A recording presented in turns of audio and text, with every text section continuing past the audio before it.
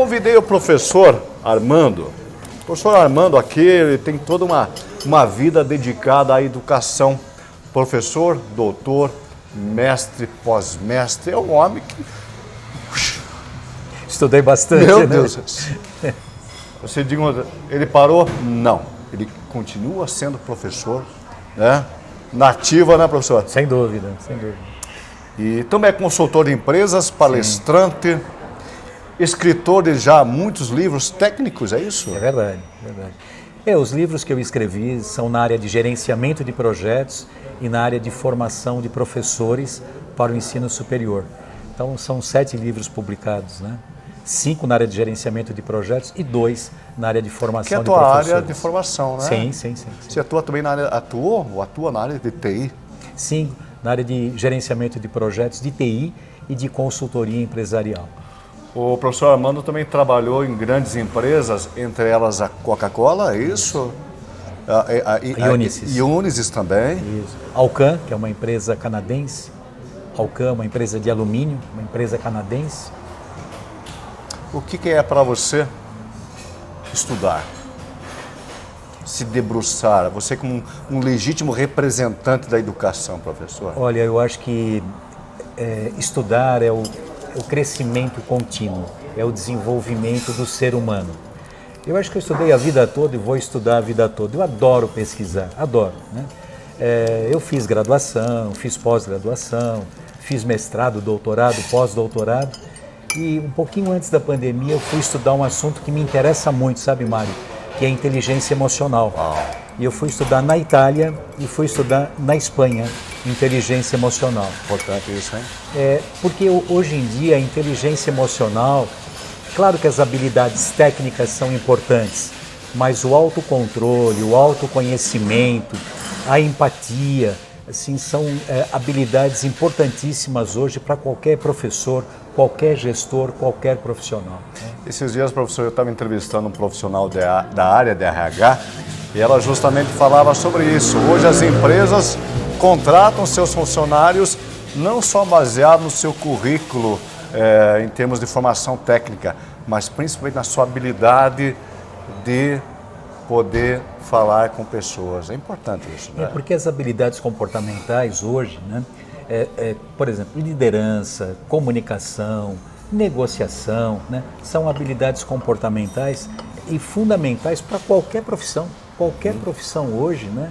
Você tem que ter essas habilidades aí diferenciadas. E porque a habilidade técnica hoje fica tudo muito parecido, tudo no mesmo plano. E as habilidades comportamentais é que fazem a diferença. Então, quando nós falamos de inteligência emocional, a gente fala de otimismo, Mário. Otimismo. Né? É uma competência da inteligência emocional é você ser otimista. Outra, adaptabilidade. Você se adaptar ao ambiente, né? Veja que na própria pandemia, né? Quantas pessoas não se adaptaram e sofreram com isso? Exigiu-se muita resiliência. Muito, né? Então, a própria questão de trabalho em equipe, são outras habilidades de relacionamento social que são extremamente importantes, né? Já que você tocou na questão da pandemia, como é que você como professor, como empresário, viu essa questão da pandemia? Porque o professor estava me contando em off que ele, como outros muitos profissionais, tiveram que se adaptar, né, no sistema híbrido, no sistema aulas online, é isso? Como é que você viu essa novidade que talvez até tenha vindo e talvez não acabe mais, né, professora? Veja, eu acho que assim, Mário, na realidade, eu tinha no meu escritório um quadro com todos os compromissos que eu tinha para 2020. Quando chegou a pandemia, tudo aquilo que eu tinha no quadro, em termos de aulas e consultorias, foram cancelados. Porque todo mundo, em março de 2020, se assustou. E o que aconteceu? A economia começou a retomar. E a primeira retomada foi com aulas online. Então, as aulas que eram presenciais viraram online. E isso exigiu adaptabilidade. Por quê? Mudou. Quer dizer, a forma de dar aula, em vez de você se movimentar, você fica sentado, os recursos visuais passam a ser importantes, as ferramentas que você usa podem fazer a diferença, as dinâmicas são outras, né? E felizmente, né, assim, as empresas também começaram a aceitar consultoria online. Então, hoje nós temos consultoria online como algo extremamente produtivo, porque evita viagens. Eu estou, por exemplo, prestando consultoria, Mário, para uma empresa em São Paulo, e essa consultoria, né, assim, eu hoje não vou para São Paulo, eu presto de forma remota. Né? Que coisa, hein? Por outro lado, algumas instituições de ensino já estão retomando, né, a aula presencial, mas não é um presencial puro, é o que você disse, é o híbrido. Então eu dou aula aqui em Curitiba na ESIC, que fica no bairro Auer, né? E a ESIC já tem o método híbrido, então o aluno que quer ficar em casa, ele fica. E o aluno que quer participar presencialmente, ele vai no presencial. Então nós temos câmaras de filmagem, né, em que o aluno assiste ou de casa ou de modo presencial. Mário, eu acho que aquela reunião que a gente fazia em Porto Alegre, aquela reunião que a gente fazia em Vitória, pegava um voo aqui de Curitiba, fazia aquele bate e volta, eu acho que não existe mais. Se você para pensar, professor Armando, é realmente algo contraproducente. Sim. Você tem lá um diretor, um executivo, um consultor, ele fazer todo esse deslocamento. Você pode ligar a câmera do seu celular no escritório. Exatamente. Exatamente. Você torna um profissional do mundo. Exatamente. Um profissional do mundo. Você pode trabalhar para empresas no Brasil, qualquer empresa no mundo, né? Mário, assim, eu dou aula no MBA da USP. O MBA da USP fica em Piracicaba, lá na Exalc. E quando eu ia dar aula no estúdio, saía de casa, ia para o aeroporto, pegava um voo, ia para Campinas. De Campinas, assim, eu vinha um táxi me pegar, que me levava para Piracicaba. Aí eu descansava no hotel, ia para o estúdio, gravava a aula, voltava para o hotel, dormia. No dia seguinte, o táxi me levava para Campinas. De Campinas eu pegava o voo para Curitiba e chegava em casa. Hoje, né, eu moro na Vila Isabel, eu saio de casa, 5 minutos eu chego no meu escritório, preparo a aula 15 minutos antes, assim, a infraestrutura, dou a aula, 15 minutos depois eu estou em casa. A tecnologia é algo fantástico. Então, o ganho não só de tempo, mas também de custo, né?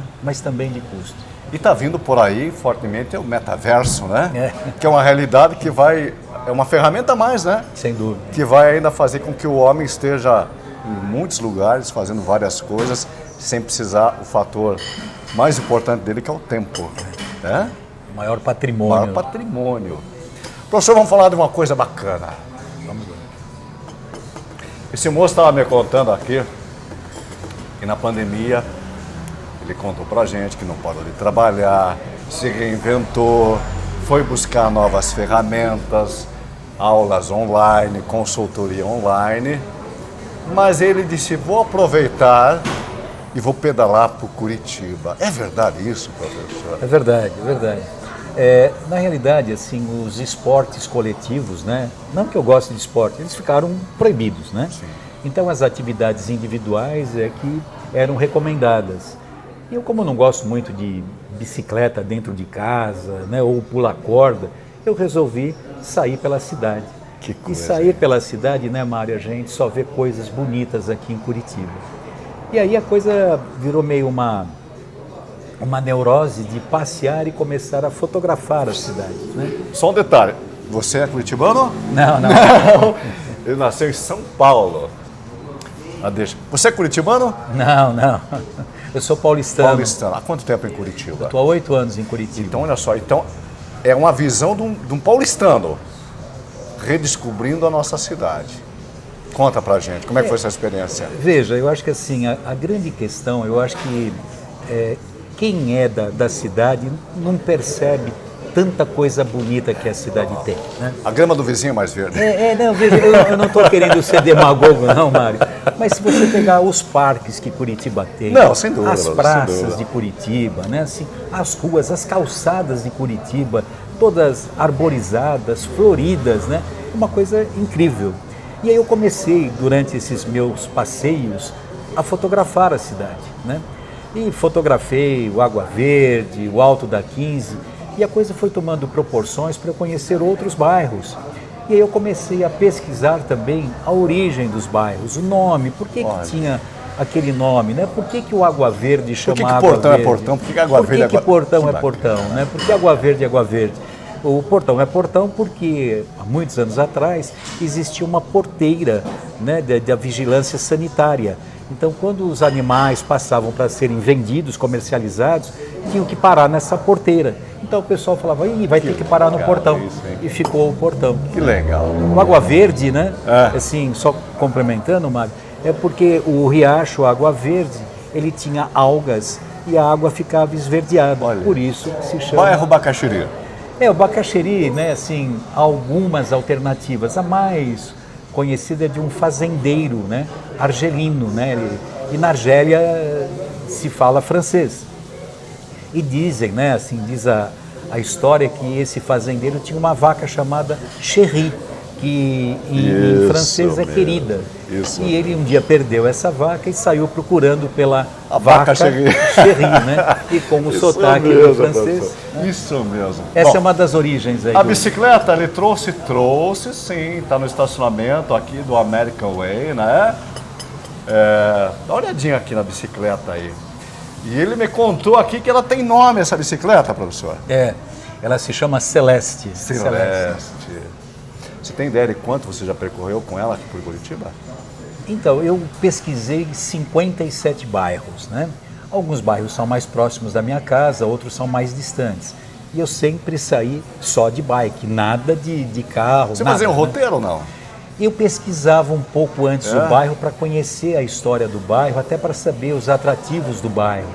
Porque, Mário, o que acontece? Quando a gente fala em Curitiba, as pessoas pensam o quê? Jardim Botânico, passeio público, ópera de arame.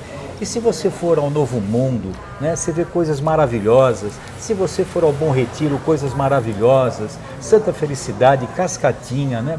São bairros riquíssimos de história, riquíssimos de belezas naturais. Bacana. Né?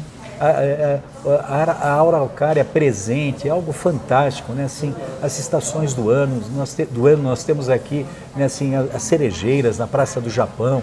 Então, eu calculo, voltando à tua pergunta, que para cada passeio eu andava em torno de 30, 40 quilômetros. E né? registrando. Né? Bom, aí o professor Armando estava me contando que foi registrando e jogando nas redes sociais. Eu comecei colocando no Facebook, e aí no site da minha empresa, né, que se chama Impariamo. Impariamo é uma palavra italiana que significa aprendamos. Porque eu acredito em uma coisa, Mário, eu acho que sempre a gente tem algo a ensinar e sempre a gente tem, né, algo a aprender. Sem dúvida. Então eu comecei a colocar os bairros no site. E aí um amigo, que é o Paulo Maia, que é proprietário de um grande grupo educacional aqui de Curitiba, o Grupo Policivitas, que também tem uma editora, ele teve a brilhante ideia de a gente fazer um livro, né? E aí surgiu, né? Surgiu esse seu filho aqui, né? Nasceu na pandemia. Na pandemia. Fruto da pandemia, senhores, né? Que é um livro que foge totalmente do seu métier como professor, como consultor. É um fruto de uma paixão. De uma paixão. Que coisa, hein? E, gente, eu estava dando uma olhadinha aqui no livro, ricamente ilustrado, e o que me chamou a atenção, assim que eu olhei, eu disse, nossa, fotos... 1000 fotos, hein? 1000 fotos muito bonitas, ele disse, Mário, não teve fotógrafo? Eu que tirei com o meu celular, eu disse, pô, professor, mas tá de brincadeira, como diria o apresentador lá da... Você tá de brincadeira comigo, professor, mano? Que coisa, rapaz. Que coisa, hein? O que uma paixão faz, né, Mário? Bom. Como é que as pessoas vão poder acessar esse livro aqui, ó? CWB em 2 rodas. CWB é o Código Aéreo Portuário de Curitiba, né? Então, nós retratamos aí 57 bairros. E eu queria até comentar uma coisa sobre o livro, né? Eu queria comentar aqui sobre cada bairro foi criado um ícone. Ou seja, cada bairro no livro tem 4 páginas, Mário. Ok. E são só praticamente fotos e tem um pouco de texto esclarecedor.